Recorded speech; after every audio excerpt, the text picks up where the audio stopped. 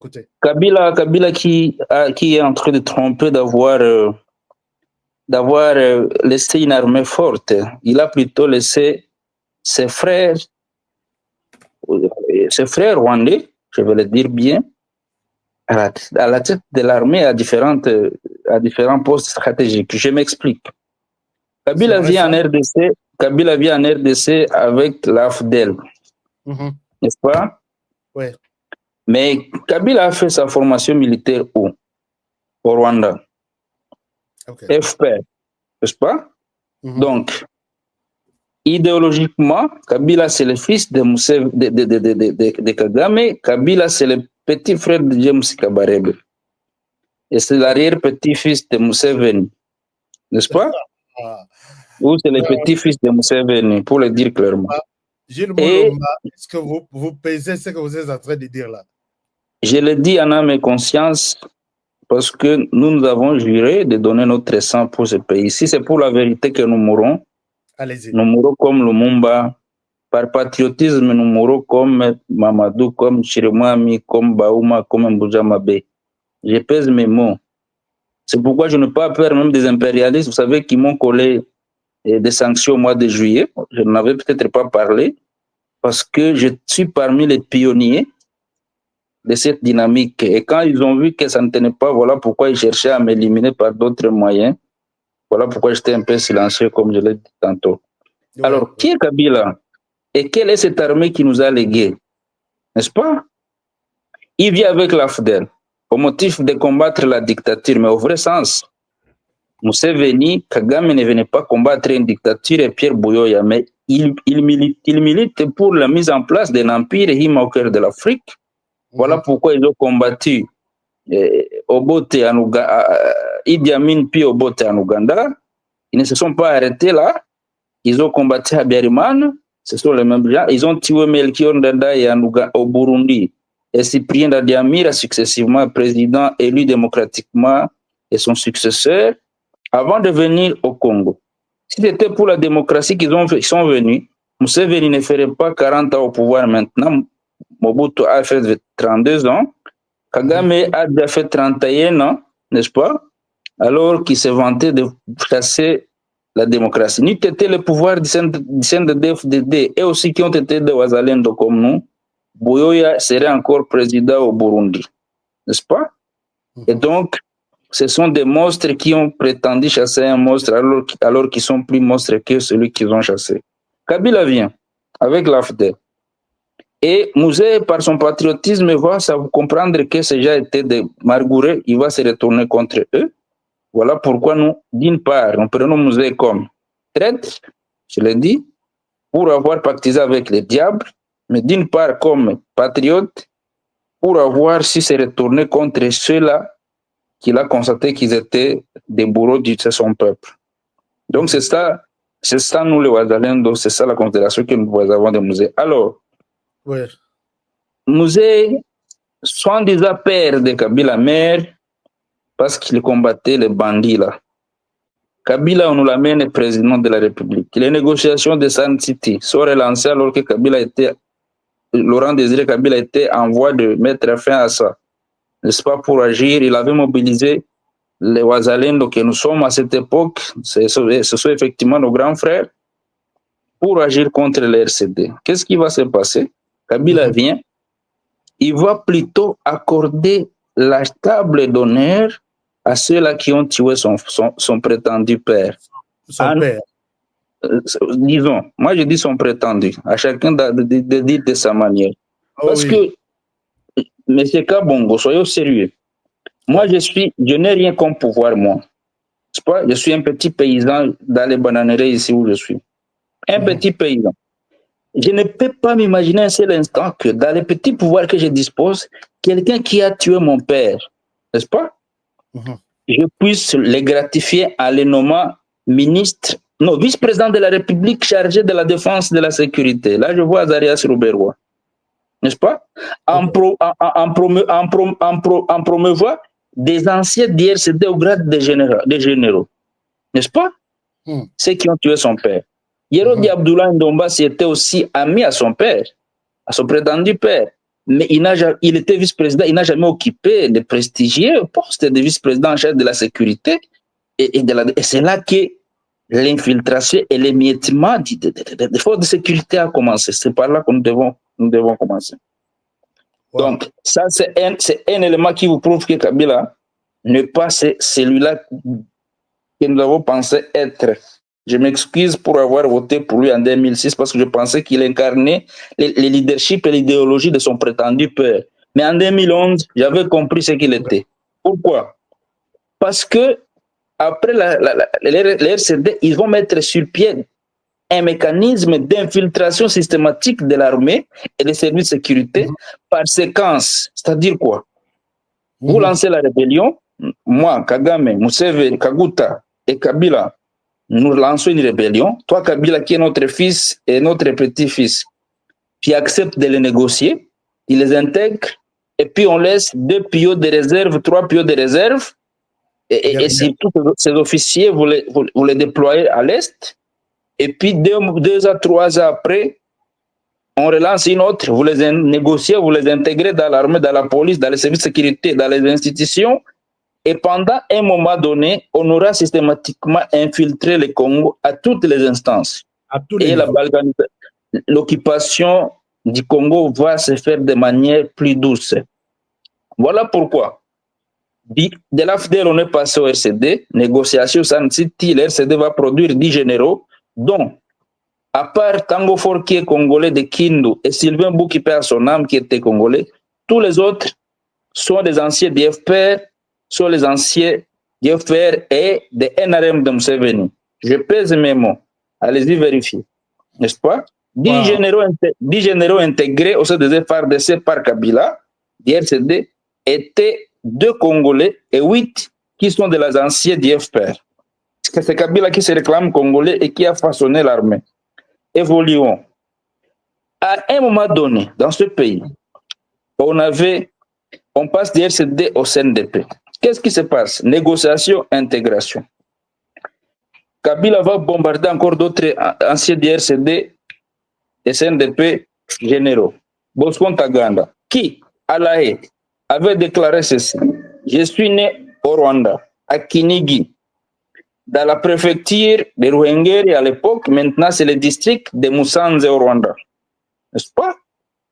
J'ai commencé ma carrière militaire dans le FPR.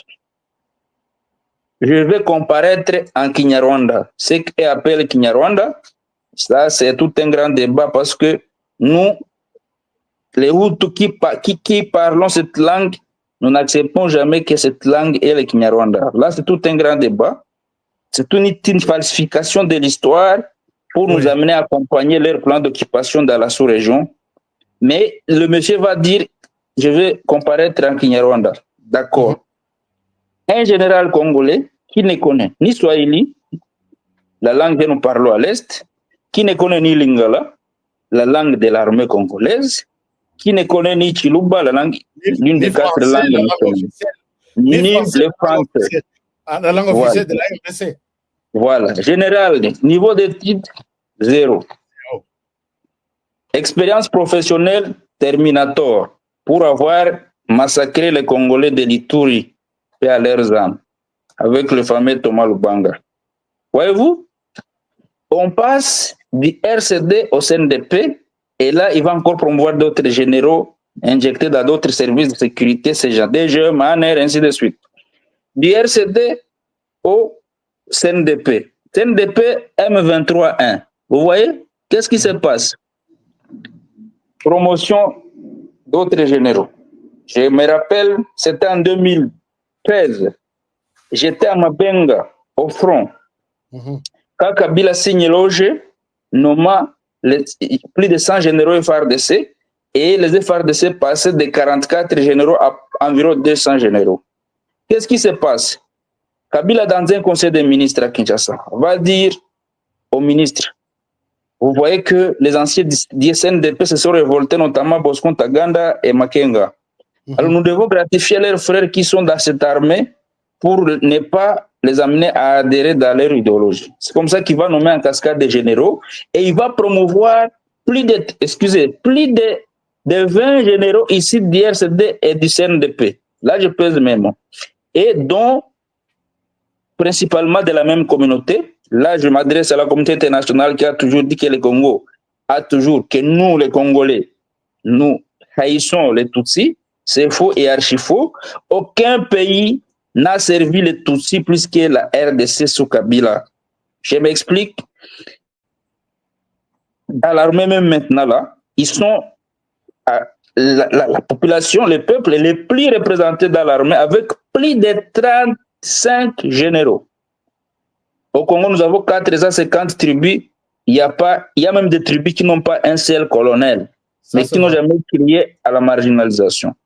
Ça, c'est vrai. Kabila va jongler les Congolais, il va promouvoir ces gens. Et nous allons démettre cette rébellion du M23 par des stratégies que je peux vous révéler ici. Ce n'est pas Kabila qui a défait les M23 en 2013. Détrompez-vous, mes amis. Kabila n'a pas défait le CNDP comme il a prétendu le dire en 2009. Non, il a accordé la gratification. Laurent Kunda, qui n'avait pas accepté de céder, parce que lui voudrait à tout prix aller au-delà, vous savez ce qu'on lui avait réservé comme sort. On les garde au bas des réserves au Rwanda.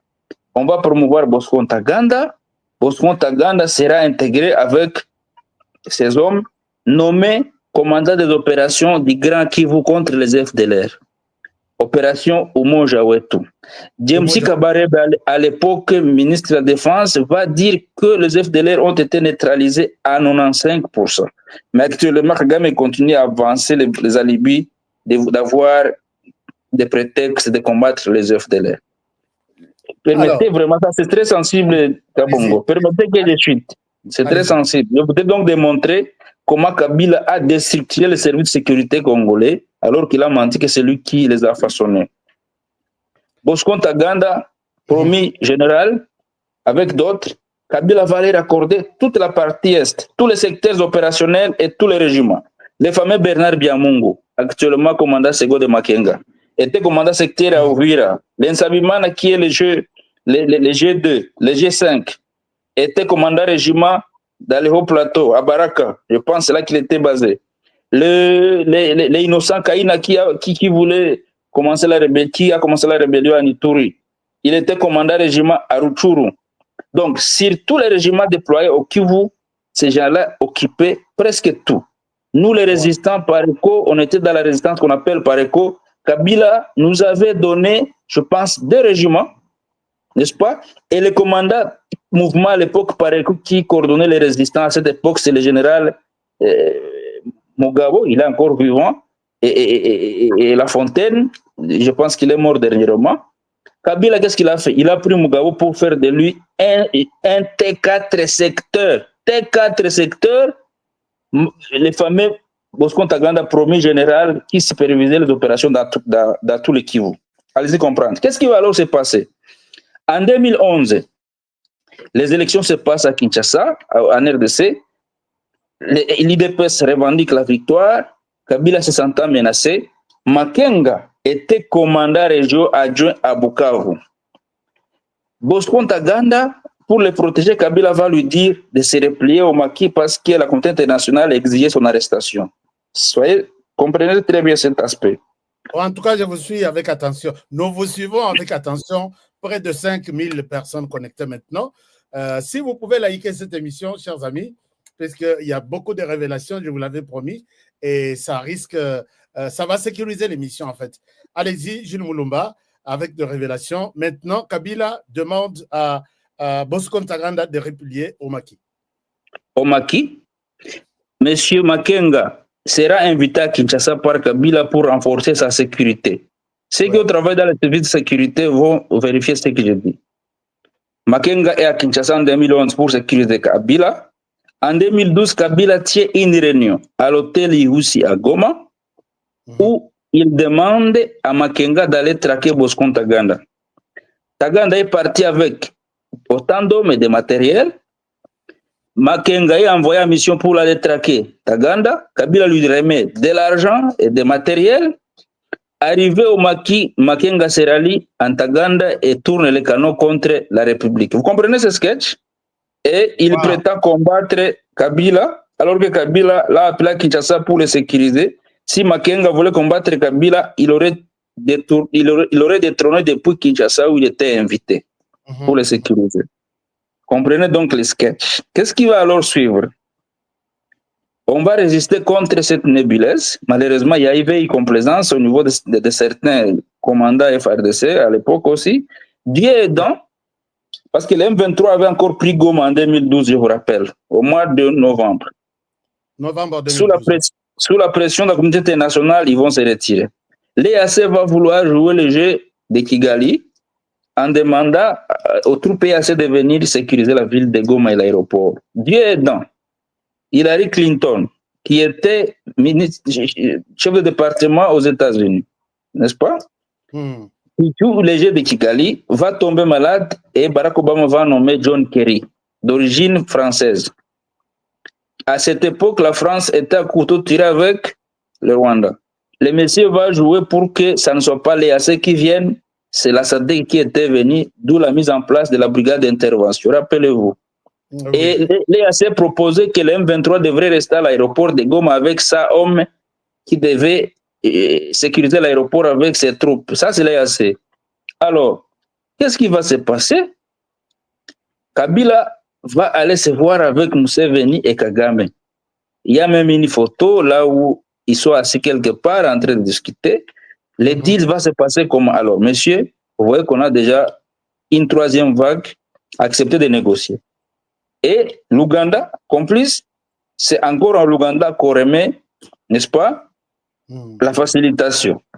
Museveni va désigner Crispus Kionga, qui était ministre de la Défense, pour présider ces pourparlers à l'hôtel Nyamunyunyu en Ouganda, à Kampala.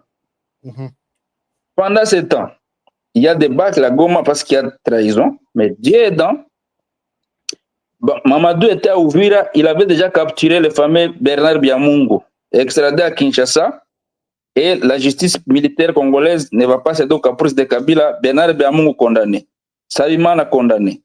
Et nous, on était en train aussi de malmener ces autres imbéciles dans d'autres coins. Mais la trahison avait eu lieu, effectivement. Goma était tombé. Le général qui était commandant région à cette époque, Mayala vainqueur, voilà. Je pense qu'il est encore vivant. On avait failli le faire tomber à Bunagana comme Chirimwami. Il va fuir par l'Ouganda, voilà. Et il va menacer de déserter si on ne le mute pas. Parce qu'il avait compris que Kabila était le vrai commandant de M23. Mayala vainqueur est encore vivant, je pense. Ce que j'ai dit, on peut aller le contre-vérifier chez lui. C'est par là qu'on aura la chance d'avoir Baouma à Goma. Comprenez? Baouma vient prendre des opérations au niveau de Boreman à la frontière entre le Nord Kivu et le Sud Kivu. Mamadou, qui était à cette époque commandant des opérations, commandant bataillon, 42e bataillon RR, va être aussi muté de Rwindi, de Douvira vers Bunagana. Mamadou avait failli se faire zigouiller par la complicité de Kabila à Bunagana. Les militaires FARDC qui avaient fui vers l'Ouganda, Mamadou était dedans. Comment est-ce que Mamadou est devenu célèbre? C'est ça que vous devez comprendre. Mayala abdique, on nomme Baouma aux opérations, à la région. Dieu aidant, on va chambarder aussi à Kinshasa. Angofor devient commandant, on les met dispo parce qu'il y avait beaucoup de, vous vous souvenez, il y avait beaucoup de questions qui lui étaient reprochées, distribuer les armes, tout ça. Vous voyez, on va les démettre, on va nommer le général Jean-François Olenga. Il est encore vivant, commandant force terrestre. À cette époque, l'armée était encore structurée en commandant à état-major général, force terrestre, force navale, force aérienne, région militaire, n'est-ce pas? Qui a dénaturé encore l'armée, c'est Kabila. En superposant des commandements, maintenant nous avons état-major général, force terrestre, navale, tout ça, secteur, non, zone de défense, secteur, donc compliqué quoi, une cacophonie, ça c'est toujours Kabila. Dieu aidant, François Olenga, Kinshasa, l'état-major général. Baouma, à Goma, commandant région. Mamadou, commandant de la force de réaction rapide. Baouma avait demandé de ne pas avoir un adjoint. Parce qu'à l'époque de Kabila, chaque adjoint à Goma était nécessairement issu du RCD et principalement Tutsi. Vous comprenez? Là, je peux vous citer. Après Tango Fort, c'était le fameux Bosco Ntaganda. Après Bosco Ntaganda, il y avait Kamanzi, il y avait Inosa Gahizi, il y avait Padiri, tout ça. Padiri qui n'est pas Padiri Boulenda, Jonas Padiri, tous les anciens du RCD et du CNDP, anciens de l'FPR, qui devaient occuper obligatoirement la région militaire de Goma pour faciliter tout ce que je suis en train de vous dire ici. Baouma va dire à Olenga, ne me donnez pas un adjoint pour me faciliter. Dieu étant, au Conseil national de sécurité, au CNS, il y avait Pierre Lumbi, paix à son âme, il était patriote, c'est papa. Il va manœuvrer avec Baouma et on va fixer les ennemis. Baouma a exigé même que tous les anciens du RCD et du CNDP soient ramenés de Goma à Kinshasa. Tous les colonels. Vous comprenez? Il a lui-même proposé des commandants des unités qu'il maîtrise bien.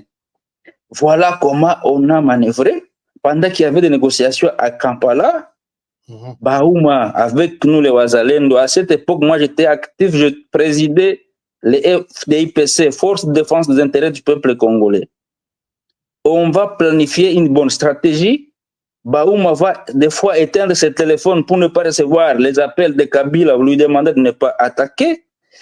On attaque, et puis Baouma dit, on m'a attaqué, j'ai agi en défensive. Vous comprenez? On repousse l'ennemi. De Bweremana, d'abord, il y a eu la pression, ils ont quitté Goma, ils se sont installés à Kanyaruchinya. Et de Kanyaruchinya, Baouma a quitté Bweremana pour s'installer à Mouja, pour ceux qui connaissent l'endroit. On va bousculer l'ennemi de Kanyaruchinya à 3 antennes qui bâtit. Baouma quitte Mouja, il va s'installer à Kanyaruchinya. On va encore les provoquer, on va les repousser jusqu'à Kibumba. Et on progresse. Et chaque fois qu'il fallait opérer, il fallait donner consigne à Jean-François Olenga et Pierre Lumbi et Baouma éteignaient ce téléphone pour dire je suis au maquis, des fois les réseaux font défaut. C'est comme ça que nous avons défait les M23. On va les défaire maintenant, qu'est-ce qui va se passer? Ils vont fuir vers l'Ouganda et le Rwanda, les pays qui les ont mandatés. Kabila pour les sauver. Imaginez-vous, quelqu'un vient violer ta femme. Tu as la chance de les chasser de chez vous. Au lieu de les poursuivre jusqu'au son dernier retranchement, Kabila a plutôt proposé les négociations, la signature des accords, déclaration de Nairobi, parce que les accords de Kampala de 2013, les accords de Kampala n'avaient plus lieu parce qu'on venait de les défaire, on va aller signer les déclarations de Nairobi. C'est un peu comme aller négocier quelqu'un qui a violé, qui a tué ta femme et tes enfants, et puis dans ce retranchement, au lieu de les poursuivre comme Kagame a toujours avancé des prétextes de chasser les FDLR, nous, on devait aussi poursuivre les M23 en Ouganda et au Rwanda. Au lieu de le faire, Kabila est allé signer des déclarations, des accords avec eux à Nairobi. Vous comprenez la situation? Et pendant ce temps, on les défait, Baouma et Mamadou sont envoyés à Beni. Qu'est-ce qui va se passer? Les réseaux de Kabila au sein de l'armée vont tuer Mamadou. Preuve, les chauffeurs de Mamadou à cette époque étaient prêts à donner toute la vérité. Il était retrouvé mort en prison. Ceux qui savaient suivre la question comprennent. Baouma reste. Puisqu'il avait promis de dire la vérité. Voilà. Mamadou est tué en janvier, comme Bouzamabe fut tué. Bouzamabe avait été rappelé à Kinshasa quand il avait défait Jules Mutembutsi à Bukavu. N'est-ce pas? Et à Kinshasa, on va l'empoisonner. Il est mort dans des circonstances non encore élucidées. Mamadou tombe à Beni dans une embuscade à l'aéroport de Mavivi, en pleine ville. Ce ne sont pas les ADF qui ont tué Mamadou. C'est les réseaux de Kabila et de Kagame dans l'armée. Et de Museveni, permettez que je le dise clairement. Parce que pour nous, les Wazalendo, l'Ouganda n'a jamais été un allié sincère. Je sais pourquoi je le dis, j'ai donné beaucoup plus d'évidence. Allez-y comprendre. Les AC, à part le Burundi et la Tanzanie, le Kenya, l'Ouganda, le Burundi, non, le Kenya, le Rwanda, l'Ouganda, et le Sud-Soudan, ils sont dans des réseaux que Kabila maîtrise bien pour implanter leur empire au cœur de l'Afrique. Alors, qu'est-ce qui va se passer? Baouma va poursuivre les opérations. Baouma va en Ouganda. Voilà.